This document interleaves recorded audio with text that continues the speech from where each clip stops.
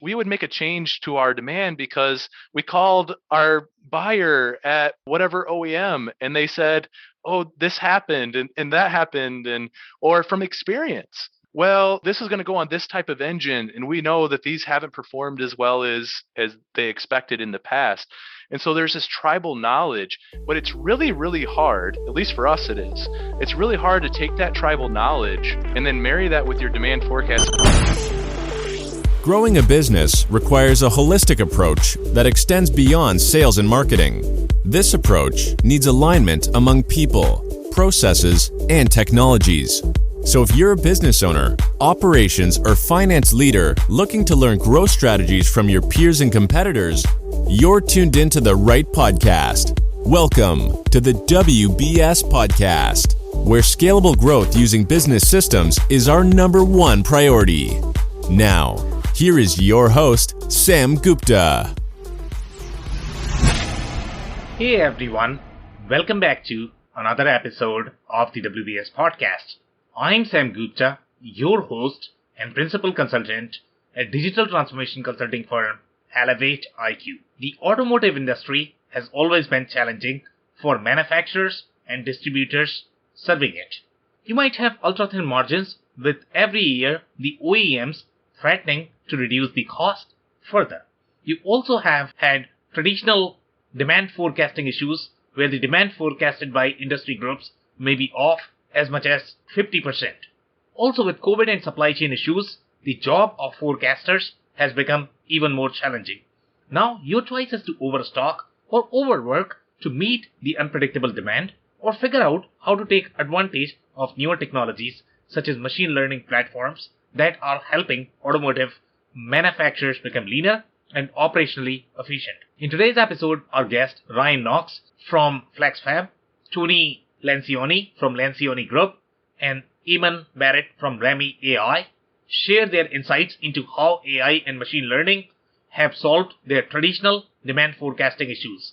They also describe why automotive is unique with its demand forecasting needs and why this market has unique challenges to forecast the demand compared to other manufacturing verticals such as aerospace or consumer goods. Finally, they describe the nuances of the machine learning algorithm and how the traditional approaches might fall short or may be cost prohibitive to achieve the same forecasting accuracy.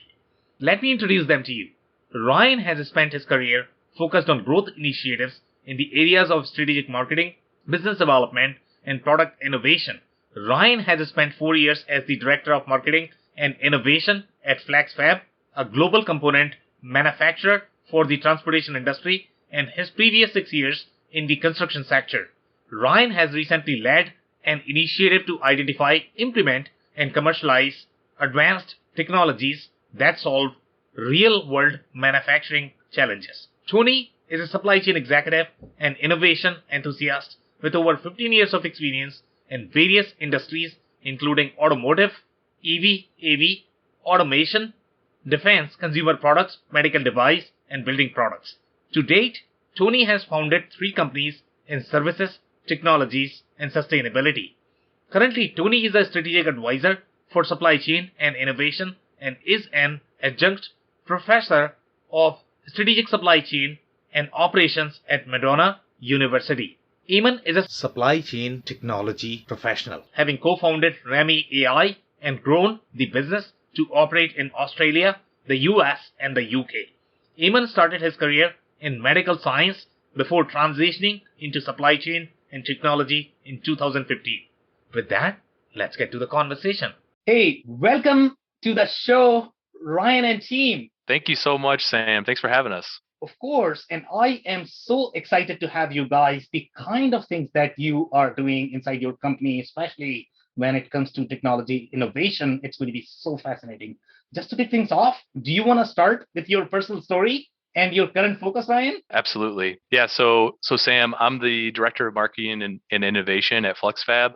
Flexfab is a industrial manufacturer, 60-year-old industrial manufacturer. We're located in Michigan. Yeah. We've been primarily serving the heavy-duty truck, aerospace, automotive markets. So specifically transportation industries. And I'm really excited today to share how we're impacting demand forecasting with some really cool technologies. And so I also have with me Tony Lancione. Tony Lancione, he is the owner of Lancione Group. He's a consultant that we brought on at Flexfab to help us bring a different perspective. He has years of experience in transportation and other markets of helping companies build out efficient supply chains. And so he's brought a really interesting experience to our problem. And then we also have Eamonn Barrett, who I brought on the call with me. Eamonn is the co-founder of Remi AI. He's from Sydney, Australia. And Eamonn has worked with his team at Remi to build a really cool technology that uses AI and machine learning to improve and optimize demand forecasting. So really excited to share more about it. Okay, amazing. And demand forecasting is always going to be one of the critical areas that most companies struggle with. So obviously, it's going to be so fascinating. Before we dig into that, the specific use cases and the specific problems that you guys solved, we have one of these standard questions that we ask every single guest that come on the show. And Ryan, that is going to be your perspective on business growth. So my perspective on business growth is about really what can you do commercially as well as operationally to be the best in the market. And so at Flexfab, business growth came down to expanding globally, Okay. as well as into new markets and segments. But we also, at the same time, given the global landscape and our maturing product offering, business growth had to look like improving operational efficiency. And that's how we came on the problem, which was our demand forecasting problem. And typically, marketers don't really think about improving the operational efficiency. And I'm glad that you are at least thinking in that direction. Good for you and good for your company. Okay, so let's dig deeper into the demand forecasting. So, would you like to describe about the company, the product, and how this demand forecasting problem started? So, provide the background of different products, different SKUs, and the ones that had the real problem related to demand forecasting. Yeah, so Flexfab, we have about 10,000 SKUs. Okay. We make a lot of custom products. Of course, right around 100 of those 10,000 SKUs make up about 90% of our revenue. So I'm sure there's listeners out there that you always get the 80-20 rule. 20% of your products are making up 80% of your revenue. Ours was probably even a little bit more extreme than that. But what we were seeing was we had some core products and we're manufacturing in our facility in China. Yeah. And we're bringing them to North America, which is our largest market. And the problem that we found from the demand forecasting team, or really the supply chain team, was that we had a 12-week lead time with our manufacturing facility to get products from China, and we had an 8-week commitment with our customers. So that meant that it was extremely important that we could forecast accurately. The problem was when we actually dug in and looked at how we were performing, we had an absolute error of right around 49%, or actually 50% forecasting from that 8-week mark. So what that means is our operations people are just totally making up the difference of what we thought we were going to need to sell to what we did, to what we actually sold. And that was being made up in really a lack of operational efficiency with whether it be overtime or expediting freight or last minute drop-ins and all of these things that negatively impact profitability. And it was for some of our largest products. So it was really impacting our profitability. Okay, interesting. So do you want to provide a little bit of examples of these largest products? So obviously, I understand that you had the 12 weeks lead time from your operational perspective, but then customers were actually demanding the 8-week. So obviously, one way to solve this would be that you are going to store a lot of inventory to be able to meet the demands. I don't know if that was possible in your case, but did you also have the cost pressure? So tell us a little bit more about the product in terms of why the forecasting accuracy was so important. Because traditionally, if you actually look at the manufacturers, they typically overstock, and that's how they solve the problem. But in your case, you solved using technology. So there's a couple things there. Number one, of course, we all know that inventory costs money. Yeah. But then on top of that, you come into a year like we've had over the last year where we have labor shortages and we have material shortages. Yeah. So that exacerbates the problem. So every single product that we make over the last year, every single kilogram of rubber material, we make silicone hoses for our markets. Every single every single pound of material is extremely important for making Yeah. sure that we're going to be as efficient as possible. And I'm sure, Tony, I don't know if you can speak to this a little bit more, how important, especially in the automotive industry, with on-time deliveries and things like this, how important it is. Yeah, I mean, good point, Ryan, Sam. Right now, we kind of went into the bullwhip effect, right? So last year, everybody was shut down, right? And now, today, inventory is everybody's best friend because the supply's up and or demand's up and supply's down, right? So the automotive industry brings a lot of complication to the table. Every industry brings complication, but the automotive especially, just because it's so important. We're seeing it with chips right now, right? Zero inventory everywhere and shutting lines down from every OEM. So the more accurate you can be, even in these times, whether it be from a black swan event like COVID or all of the repercussions that have come from it, sure, you can get better in operations and efficiency with on time, but utilizing the AI, utilizing technology like Flexfab has done, you're taking it one step ahead of all your competitors. Well, and that was really the most important point, was that at the end of the day, having superior on-time delivery, because we have to think about the whole. So we've talked about that end, all the way from material and labor, but on-time delivery will eventually affect your commercial business in a significant way. If you're red or yellow in the automotive industries on your scorecard, it could have a significant long-term negative effect on your business. And so what we looked at is we said, how do we solve this problem? And let's think about some of the ways that we could solve it. And I'd like to hear from Eamonn about this, but I'm going to throw some out here first. Some ways you could solve this: you could go to a class where they talk about the newest and best demand forecasting method that you can use. And we did that. We tried that. You can go and look up algorithms to plug into your Excel sheet and try to put a couple algorithms together that can forecast. But the problem is that in a complex business like Flexfabs, you have different seasonality for some products. Yeah. You have high volume over here. You have low volume over here. And there's no one algorithm that's perfect for all of those different circumstances. And so now you have to have a supply chain team that's also an expert, statistician and an expert at building out, Excel sheets and macros, and then all your data gets really complex and it's too big for an Excel sheet. And it's just all of these things kind of exacerbate upon themselves. And you look around, you're like, what can we do? And what many companies like Flexfab end up doing is you just start taking the demand forecasts that your customers are giving us in the transportation industry, and you just take it and you say, okay, we got a plan for this. And then you build tribal knowledge of saying, how am I actually going to deal with this? Because I know what the demand forecasting says is not going to be accurate, but I don't know what level. And companies build out tribal knowledge to figure out. And like you said, they put too much inventory on hand, and they end up having these profitability issues.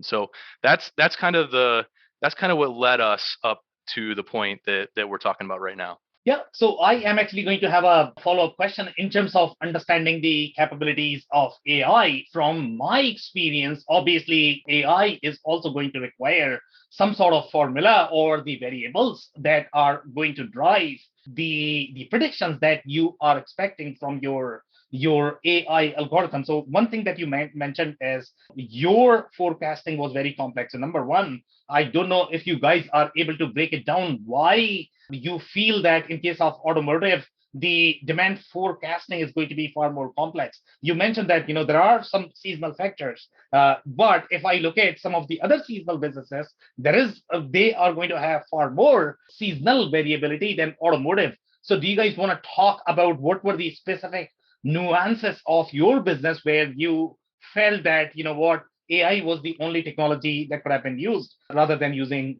formulas? So I'm going to have Eamon talk a little bit about the algorithms, but I want to be very clear here. In the United States, there's tens of thousands of companies Yeah. that their primary purpose is to support North America automotive business. Yeah. And we are all getting the same data. We're all getting the same demand forecasting data. Yeah. We know that manufacturers around the world, the average demand forecasting accuracy is 49% for manufacturers around the world. So Flexfab was at 50%. So Flexfab was right at that average demand forecasting level. Why is that? When you look, like I said, when you look at something like the transportation industry, we're all dealing with the same data. Yeah. And so the problem that you're talking about, why did we have this problem? We had this problem because everyone has this problem, because we all are getting our data from the same places. And Tony, I don't know, Tony, before we go to Eamon to talk about the algorithms, is Tony's been working with especially automotive companies for decades. Have you found any companies, Tony, that you've consulted that they haven't had this problem? No, everybody has this problem. You're spot on, right? So when everybody has it, it's really hard to find anything different, right? So that's why the data matches up. That's exactly where FlexFab was, and you're absolutely right, Ryan. So everybody is dealing with this issue. So Sam, really what we're talking about now is everyone's getting the same data. Yeah. And you were saying, well, what's so complex about FlexFab's data? No, everyone has the same data. So what I'd like to do is I'd like to hear from Eamon a little bit about how the AI machine learning technology receives the data and makes better use of it. Especially, Eamon, what we were talking about, different algorithms, and some companies have a lot of seasonality or high and low volume. So can you talk a little bit about what those best practices are? Yeah, certainly. So, I guess using FlexFab as an example, one of the key call outs I'd make would be that businesses have had access to all this data for many, many years. The data that we're looking at right now isn't new as such, but the way that it has been managed typically historically is, as Ryan said, you look at what happened in the past, you might add some sort of seasonality factor, moving average of sorts, and then afterwards, when you have that forecast output, you make all of your adjustments. Okay, my customer forecast is here, car build rates are here, container availability is likely to be here. So you're making all these manual adjustments post forecast. So all this manual work is being done after the fact. With machine learning or machine learning systems, you're typically considering all of the data before the fact. So the machine learning system is taking in all of that data, the customer forecast, the build rates, currency fluctuations, container availability, etc. And it's considering it when it's making that forecast output. So the adjustments that you have to make are typically far fewer, and the manual work is a lot lower. So that'd be the first call out I would make. But the second point, just building on what you said before, Ryan, around there being no one perfect forecasting algorithm, that's absolutely spot on. I mean, time series forecasting is an active area of research, especially in AI and machine learning. There are new approaches coming out all of the time, but they're always very narrow. These machine learning systems might work very well for slow moving products or fast moving products or seasonal products, but then they don't work that well outside of that use case. And so the way that you approach that typically is by having a suite, I suppose, of forecasting approaches where you might have a probabilistic system, which can do very well on slow-moving products. You might have traditional statistics, which are very good at seasonal products. And then you might have a super advanced machine learning system, which can do very well when it's more complex and the demand is being driven by all sorts of factors, and a lot needs to be considered. So that'd be the 2 points I'd call out there, Ryan. And Sam, the conclusion that we came to at FlexFab was that it was simply impossible for even a group of people to do what really was maximum efficiency, which was what AI machine learning can do. Because imagine if a group of people had to look daily or weekly or even monthly at all of your historical data, compare it to what you were doing versus what you could have done, compared the efficiencies of your demand forecasting processes, and then try to implement new demand forecasting tools on a daily, weekly, monthly process. It was just, number one, you have to have a team of not only supply chain analysts but data scientists, on your staff. And it's not just one data scientist to do this. it's a group of data scientists to be able to, especially when you have 10,000 products like Flexfab, and we're in North America, South America, Europe, and Asia, and we're not a huge company, and so we had to look at it and say, okay, what can we use to make us smarter, to make us more competitive? It's not going to break the bank, but is going to allow us to use the data that we already have more efficiently to gain better insights. Okay, so I am actually going to summarize what I understood so far, and maybe you can paint some more colors there. So my understanding based on what you mentioned, that the industry had this problem that the data that they had is 50% accurate, meaning in automotive industry, most companies are going to rely on the consumer forecast that they get from centralized authorities.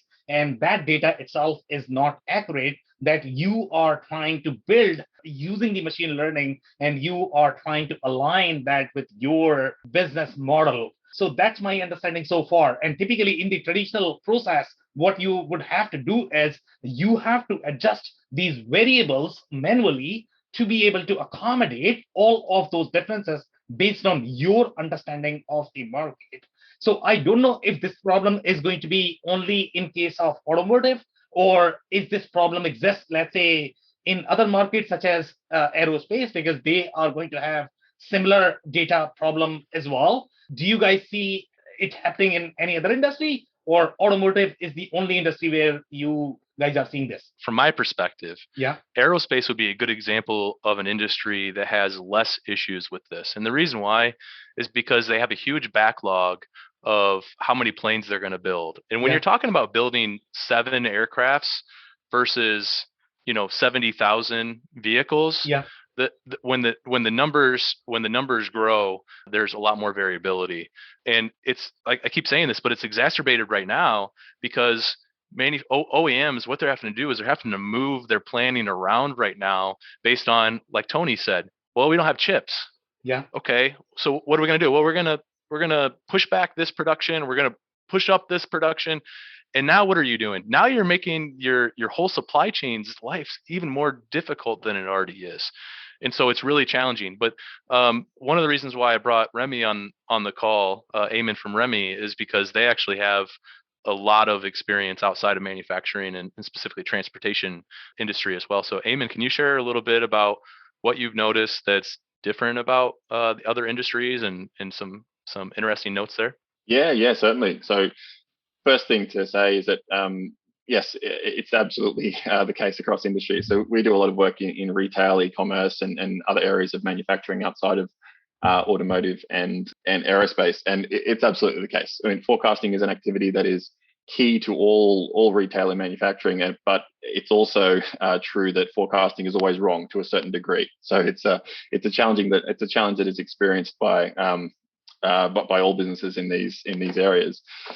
And so, yeah, I mean, Ryan, the challenges that you're having at Flexfab are certainly not unique, but the way that other businesses are approaching it is quite similar to how you have approached it at Flexfab, and that is that research is typically done in-house, and it's taken to a certain degree before the manual work typically becomes too much, and you need to consider hiring a data science team or something like that, and then the decision is made to look at for external solutions. So it's definitely the case across industries. Eamonn, can you share a little bit about how some larger companies, like I'm thinking about like an Amazon or a Coca-Cola or a Microsoft or some of these larger companies, can you talk a little bit about what they're doing that maybe mid-sized manufacturers are not doing? Certainly, yes. I'll speak in general terms, so I don't give away anything confidential, of course. But what we've seen at the larger end of the market is that because these companies are so large, they have the capacity to have multiple projects and multiple initiatives going on in these areas. So they might have an internal data science team of 50 to 100 people working in one area trying to solve one problem. They might be working with a consulting firm to build out a solution over here. They might be working with a software provider like Remi to build out a solution over here. And whichever one wins is the one that's taken forward. So when you've got enormous budgets like that, that kind of approach is feasible. But for the mid-sized retailer, typically it isn't. So a much more strategic decision, I suppose, has to be made. Okay, amazing. So I'm actually going to go back to the forecasting accuracy of the underlying data, and I don't know if you guys are going to be able to provide some more intel there overall in terms of the deficiency of the data. So obviously, I mean, it's no brainer, and a lot of people might be able to relate with it that when you have 7 planes versus 70,000 vehicles that you might be producing, and sometimes the forecasting may be slightly more difficult when you have such a massive base. But we have been manufacturing cars for a very long time. And what I am not entirely sure right now is, okay, so you guys are claiming that what, the data is 50% bad. But what exactly is bad in data? Can you talk about the specific examples of maybe the data is not forecastable in specific zip codes or based on a specific gender, or what exactly is going on? What are the variables that are off? Or is it that, if your forecast is going to say they are producing, let's say, 70,000 vehicles, but in actual, they might be producing 35,000? I don't believe that. I think there must be some more variables that must be off. So do you want to talk about the specific variables of the underlying data? Yes. So the last thing that you said, so it's not about forecastability of the data. It's about the actual industry's forecast of the data that they give all of us. And it's what you said. It 8 weeks before we averaged 50% absolute error, so plus or minus 50%. So I know you said that you can't believe that it's that far off, but that's reality. And so I'm gonna pass it over to Tony because Tony has a lot of experience in automotive. So maybe you can help us understand some of the nuances of why. I mean, this is a pretty, now we're getting into kind of a different podcast of like, hey, let's hand this off to General Motors and Ford to help them solve the challenges of forecasting their demand. This is a big question, but Tony, can you help us understand it a little bit better? I mean, what it really comes down to, Ryan, is that we've been doing it wrong for a long, long time, and it's a mix of what's the information that's coming from the customer and going into the supply partner, and how they're translating that data and what tool they're translating it with, and obviously customer demand, right? Different economic trends, different pandemics and black swan events and that kind of stuff. It all shifts the supply and the demand, right? So when you look at it from a holistic approach, it actually makes sense of why the data is always so bad, because there's so many different variables that go into it.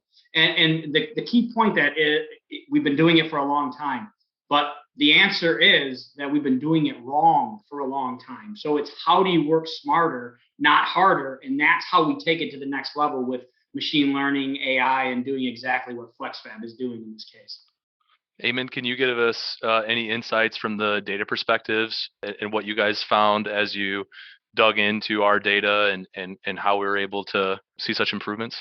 Yeah, sure. I guess one of the things that we did at Remi when looking at the data from Flexfab is to have a dig around online to see what other covariate or alternative data sources might be relevant for your demand. And so, the data provided by Flexfab was, historical sales, inventory levels, customer forecasts, and things like that. But then it's like, okay, do we need to look at currency fluctuations? Is there anything that we can do around container capacity, or is there anything relevant around the COVID data stream that might be impacting your demand as well? So that would be some of the activities that we did to see what else might be relevant to Flexfab. But to that point, it typically is quite company specific around what is relevant. I mean, for example, working with a supermarket.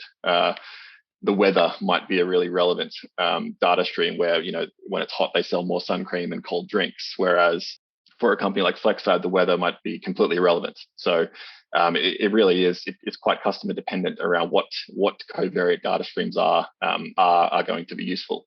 Eamonn, is there a chance that maybe even manufacturers like Flexfab could have kind of some standard stock orders in place that they constantly place, and really they're over ordering, they're over investing in their inventory just kind of constantly?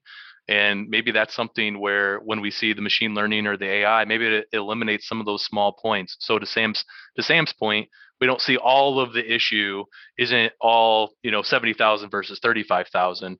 Maybe some of it is, hey, we have 10,000 parts and we're constantly over supplying specific specific categories of parts? Oh, yes, yes, absolutely. So typically what we see is that, well, a lot of our experience is in retail and maybe 40% in manufacturing, but generally across the board, we see that customers are holding too much of the wrong SKUs and not enough of the right SKUs. And that's just, I mean, that's just the nature of supply chain, Tony, to your point before around not only demand uncertainty, but supply uncertainty. And so it is a very hard task. You add in another layer of complexity here, that is the pandemic, and companies are now struggling to access containers and have everything onshore at the times that they expect, and so that only increases the supply uncertainty that they do have. So it's no wonder that customers are overbuying a little bit at the moment, just because they need to secure some supplies so that they have things to sell. So it's a really challenging time for manufacturing and retail right now, based on everything we've discussed. Okay, so when your customers, let's say, are trying to buy more, as you mentioned, Ryan, that sometimes the customers are actually going to ask for more because they are overstocking. So that trend is going to be there just because they are overstocking, because they are not able to forecast their own inventory, which is probably good for you. I mean, that's what you want. You want them to overstock, because that's probably cash for you. So I don't know if you guys have any specific stories that you might be able to share. So when you start on this journey, I mean, see any sort of correlation when you are going to start on the journey. Initially, some combinations are obviously not going to work out, and then slowly and gradually, when you find the right data sets, okay, these are the data sets that are correlating together, and these are the ones that is actually going to provide the kind of insight I'm looking for. So do you have any specific story from your AI journey? Which data sets you tried in the beginning, they didn't work, and then you realized your mistakes, and then you had to correct them? Well, let me say this, Sam. If there's anybody that is listening and they really want to do it kind of DIY, then I would say try to find a freelance data scientist, because the process that you're talking about of trial and error at Flexfab, we unfortunately didn't do that process. And so I'm going to go to Eamonn in a second to help understand how the machine learning helps with that process. But what we did at Flexfab was we did basically years of trying different processes. We had many different, we would go to classes, we would go to training sessions, Yeah. and we would learn about a new process, and we'd come back and we try to implement it. And to your point, Sam, there's not a one size fits all method that just works for 10,000 SKUs. It just doesn't exist.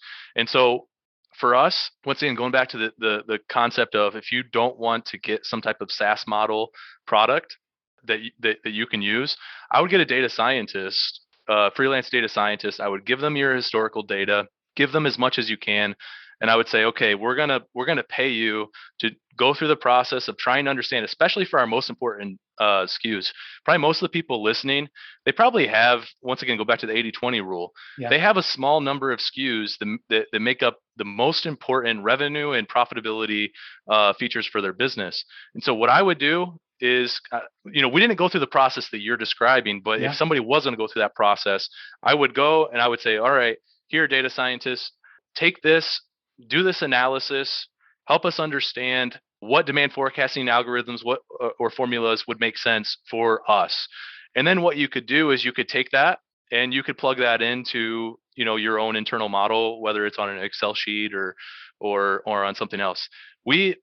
Sam, I know I'm not very relatable right now with this, but we just didn't do that. We didn't go through that process.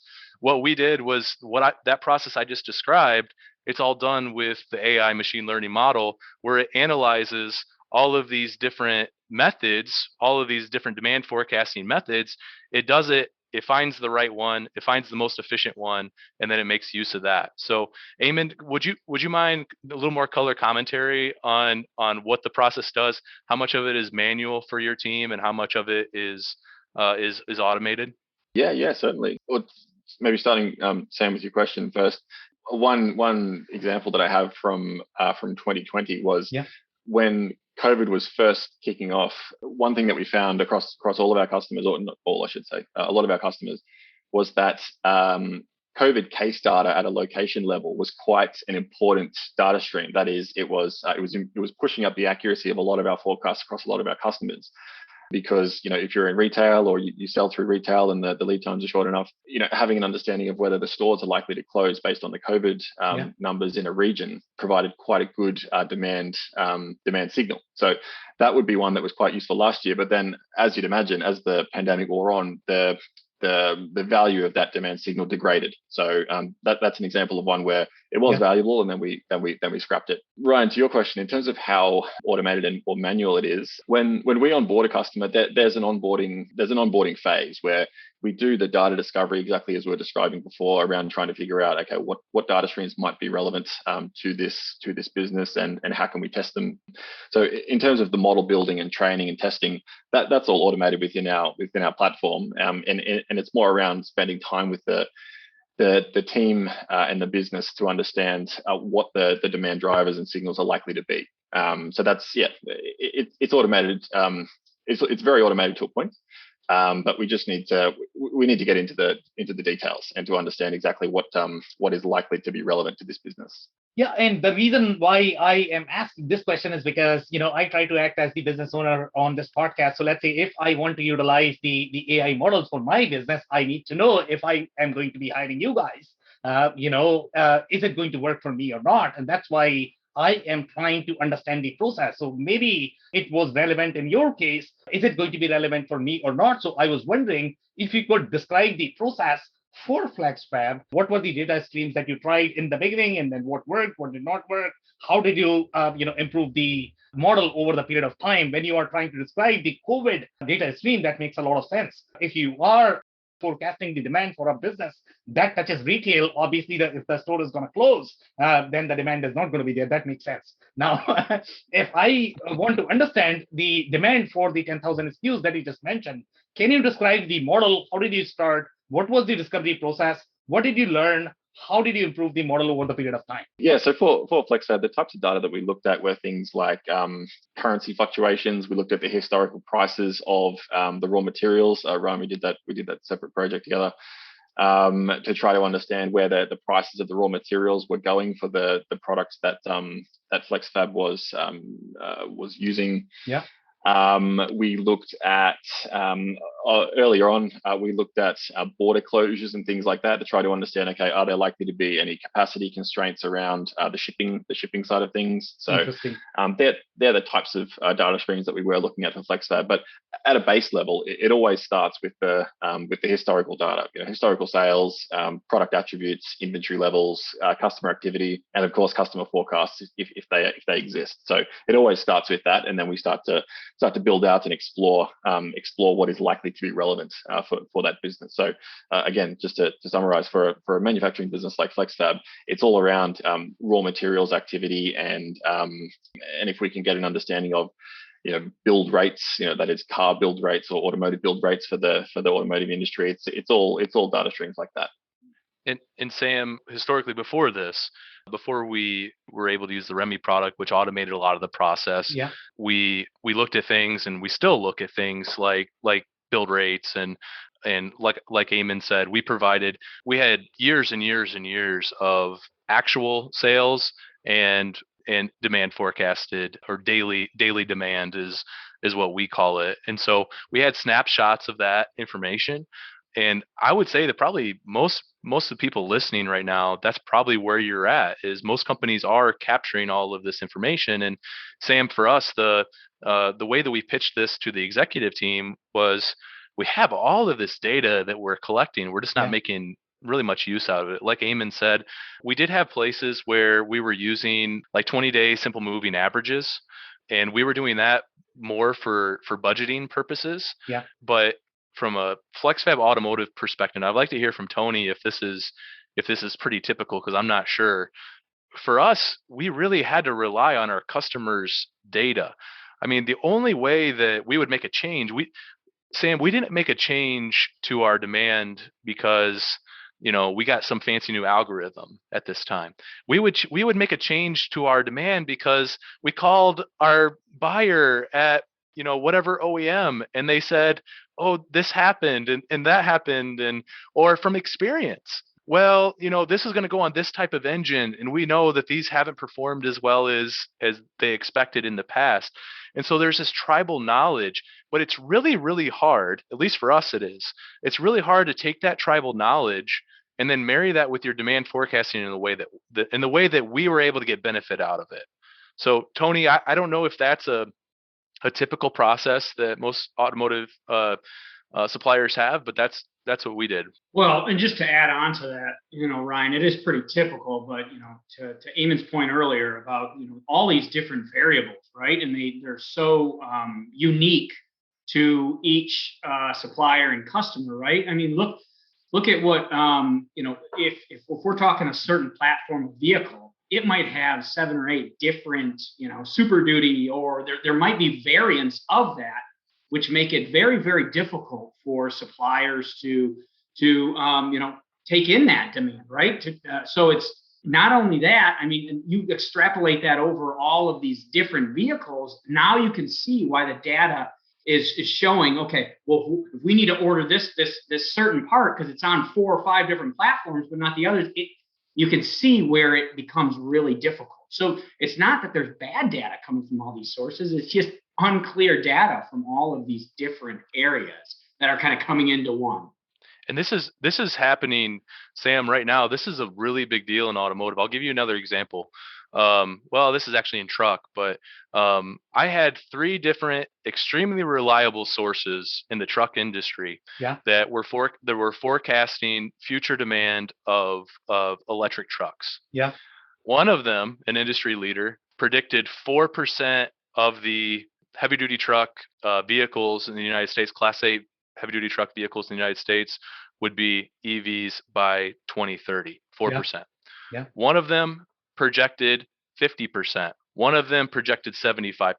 So these are 3 leading people that we trust every day for our build rate projection data.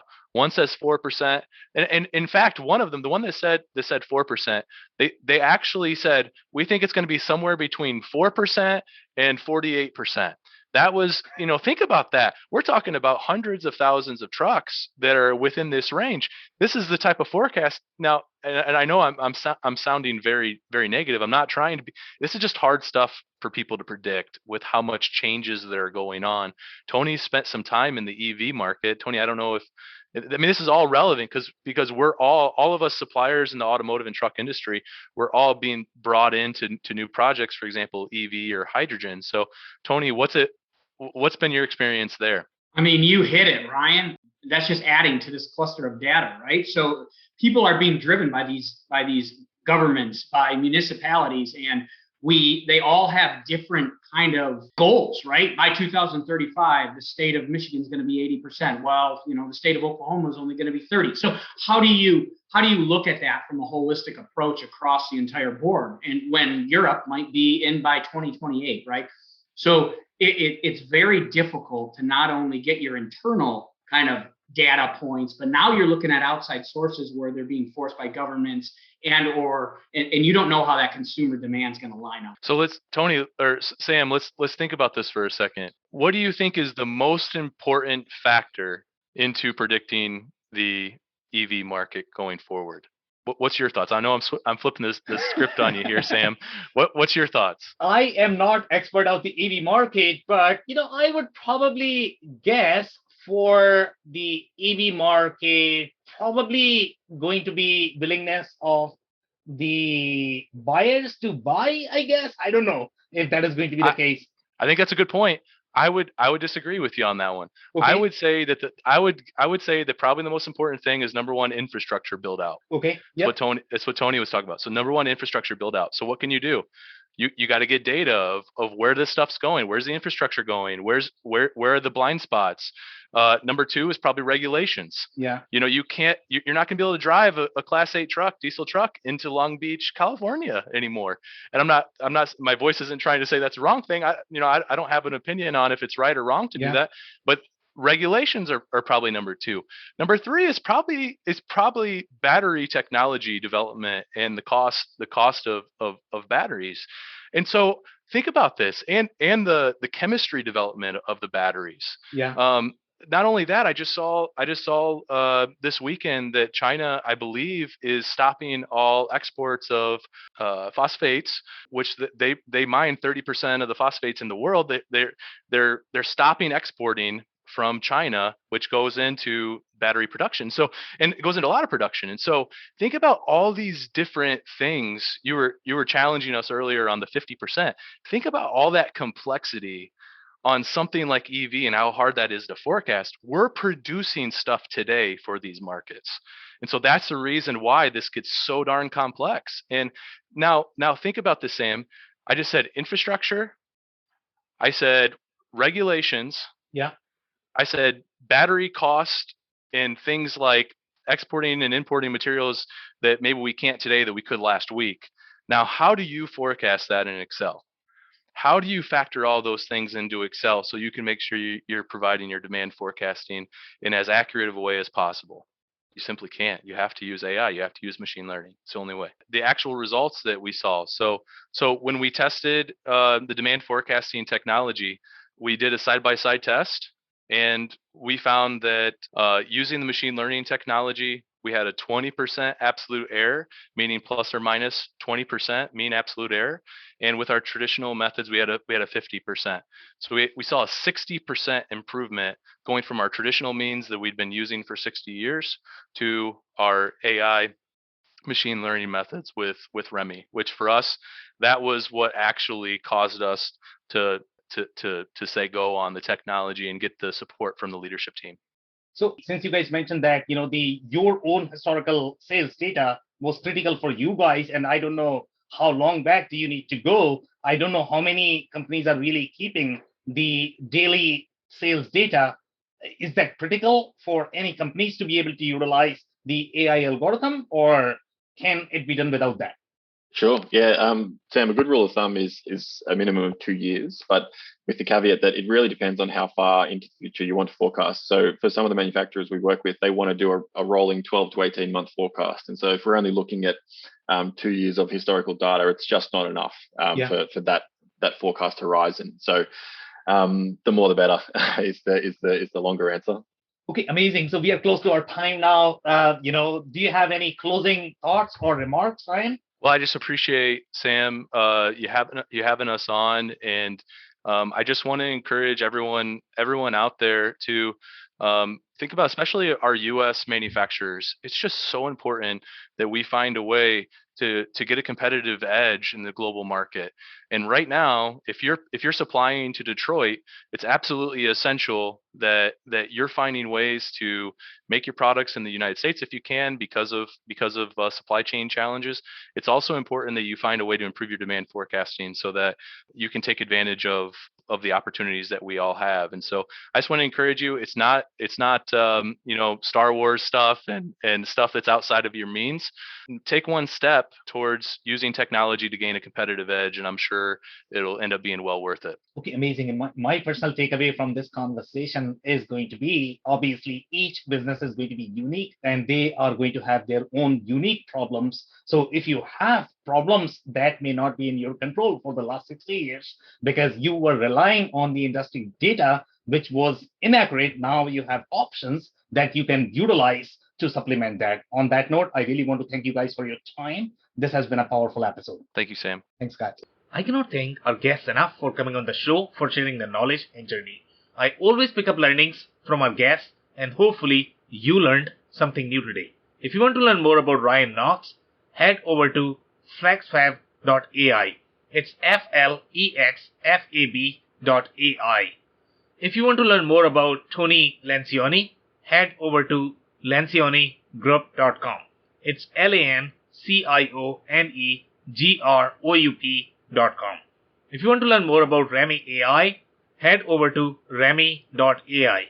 It's REMI.ai. Supply chains all over the world are suffering for various reasons, including but not limited to COVID-19, material shortages, port congestion, freight capacity, and labor shortages. Now is the time to automate and utilize AI in key areas of the supply chain, most specifically demand planning and forecasting. Links and more information will also be available in the show notes. If anything in this podcast resonated with you and your business, you might want to check other related episodes, including the interview with Michael Peitel, who shares how he can create a far more precise digital twin of the warehouse by mapping the warehouse workers in the system.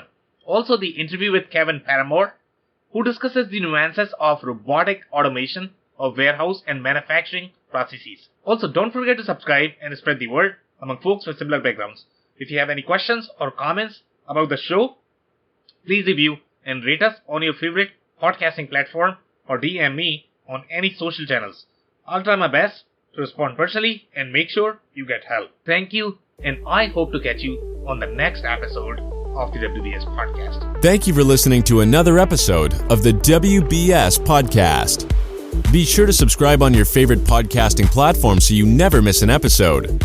For more information on growth strategies for SMBs using ERP and digital transformation, check out our community at WBS.rocks. We'll see you next time.